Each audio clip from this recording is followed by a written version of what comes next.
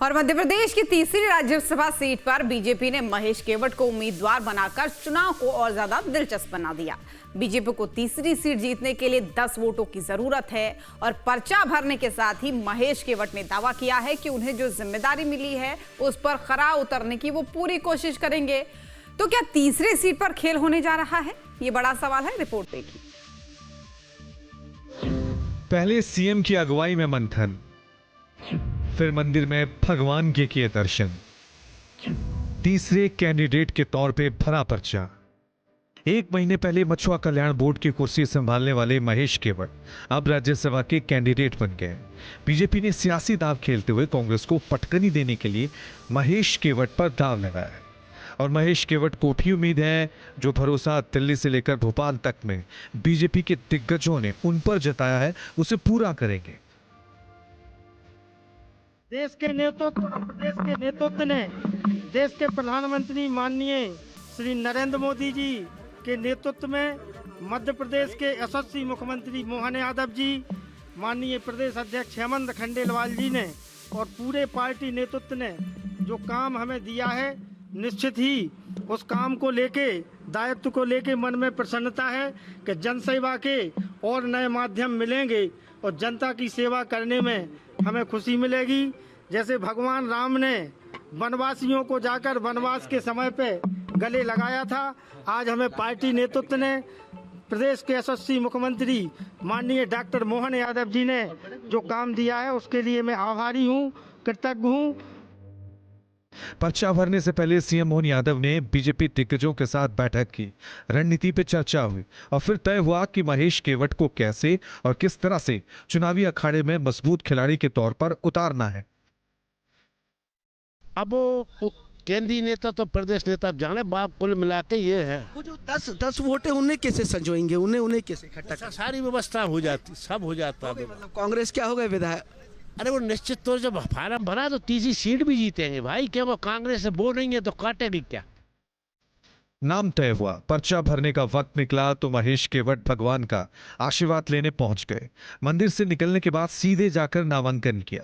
एक सवाल जरूर उठ रहा है कि आखिर बीजेपी ने महेश केवट पे दांव क्यों चला, तो इसके लिए पहले आप महेश केवट को जान लीजिए। मध्य प्रदेश मछुआ कल्याण बोर्ड के अध्यक्ष हैं महेश केवट। 28 अगस्त 1973 को ओरछा में जन्म हुआ। गणित विषय से बीएससी की पढ़ाई की। कृषि व्यापार से जुड़े सामाजिक राजनीतिक गतिविधियों में सक्रिय हैं। 1984 से आरएसएस से जुड़े और ओरछा शाखा में मुख्य शिक्षक रहे।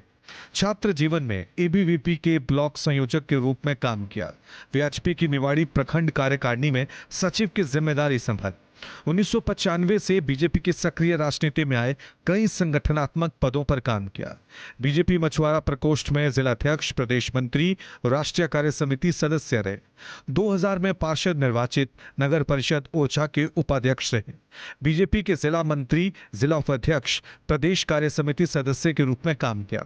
हरियाणा विधानसभा चुनाव, शहडोल लोकसभा उपचुनाव, चित्रकूट, मुंगावली और पृथ्वीपुर उपचुनावों में अहम जिम्मेदारियां संभाली। मांझी केवट समाज को संगठित करने, मुद्दों को राष्ट्रीय स्तर पर उठाने में सक्रिय भूमिका।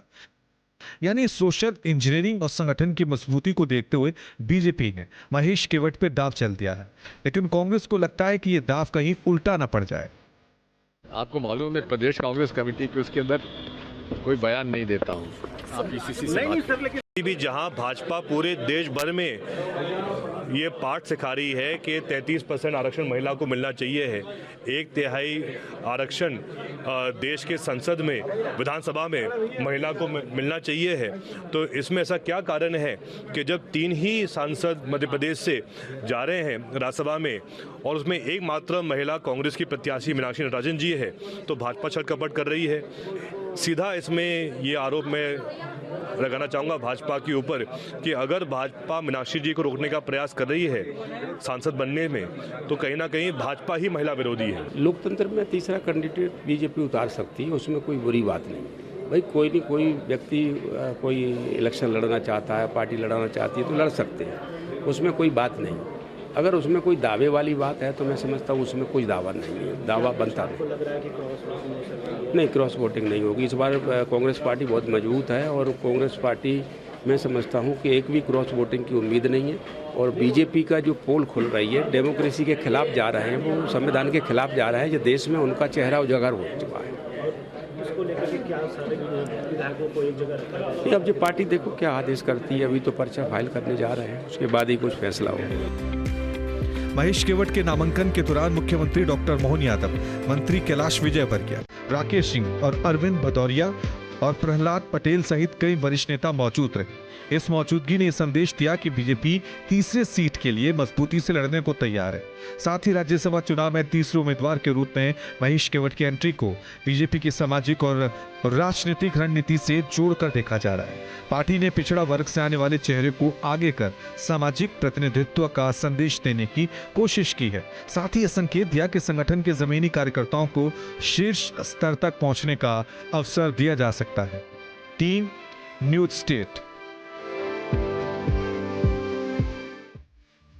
आपके मोबाइल पर तुरंत आएगी ब्रेकिंग न्यूज। स्क्रीन पर सबसे पहले दिखेगी बड़ी खबर। देश दुनिया की हर खबर एक जगह। अब आपके मोबाइल पर तुरंत फटाफट इंस्टॉल कीजिए न्यूज नेशन ऐप और रखिए खुद को अपडेट।